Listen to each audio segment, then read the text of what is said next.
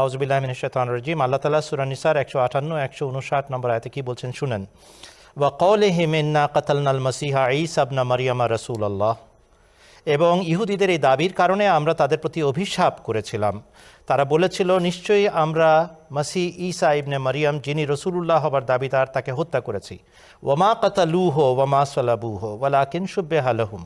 তারা তাকে সাধারণ উপায়েও হত্যা করতে পারে নাই, তারা তাকে ক্রুশে দিয়েও মারতে পারে নাই। আবার অনুবাদ শুনেন, তারা তাকে সাধারণভাবেও হত্যা করতে পারে নাই, তারা তাকে ক্রুশে দিয়েও মারতে পারে নাই। ওয়ালাকিন শুব্বিহা লাহুম, কিন্তু তাকে মৃত ব্যক্তির অনুরূপ করা হয়েছিল। ওয়া ইন্নাল লাযীনা ইখতালাফু ফীহি লাফী শাক্কিম মিনহু মা লাহুম বিহি মিন ইলমিন ইল্লা ইত্তিবাআয যান।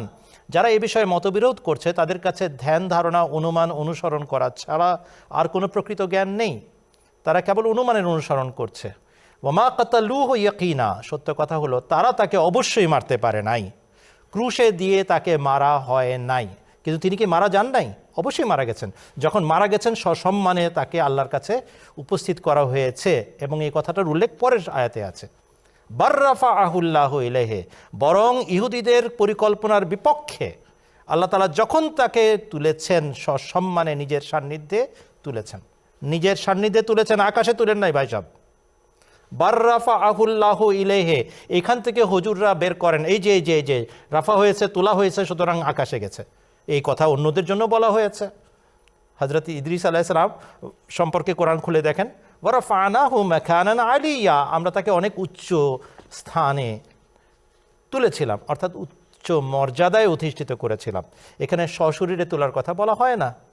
কোরআন শরীফ খুলে দেখেন, রাফা শব্দের ব্যবহার পরিষ্কারভাবে আপনাকে জানাবে যখন আল্লাহ কারো রাফা করেন, আধ্যাত্মিকভাবে উন্নতি দান করেন।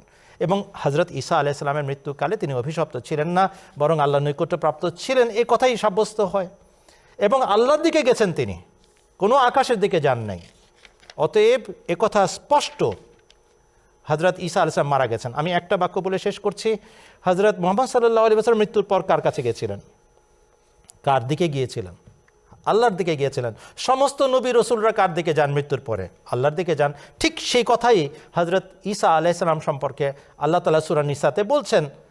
অন্যদের ব্যাপারে আমরা খুব সহজে বুঝে যাই, ও আল্লাহর দিকে গেছেন ফেরত, তার মানে হচ্ছে মারা গেছেন। আর যেই ঈসা সম্পর্কে একই কথা বলা হয়, না ভাই, ইনি মারা যান নাই, ইনি সশরীরে জীবিত আকাশে গেছেন। ইন্না লিল্লাহি ওয়া ইন্না ইলাইহি রাজিউন। অতএব আমরা যা বলি সেটা কোরআন অনুযায়ী বলি। ঈসা আলাইহিস সালাম মারা গেছেন, এটা কোরআন দ্বারা সাব্যস্ত হয় বিধায় আমরা তাকে মৃত ঘোষণা করছি। আগমনকারী ঈসা, রূপক ঈসা, আগের ঈসা কখনো আর ফেরত আসবেন না। কিন্তু রাসূলুল্লাহর ভবিষ্যৎবাণী কখনো মিথ্যা নয়। তিনি বলেছিলেন ঈসা আসবে, ঈসা এসে গেছেন, তিনি রূপক ঈসা। ধন্যবাদ।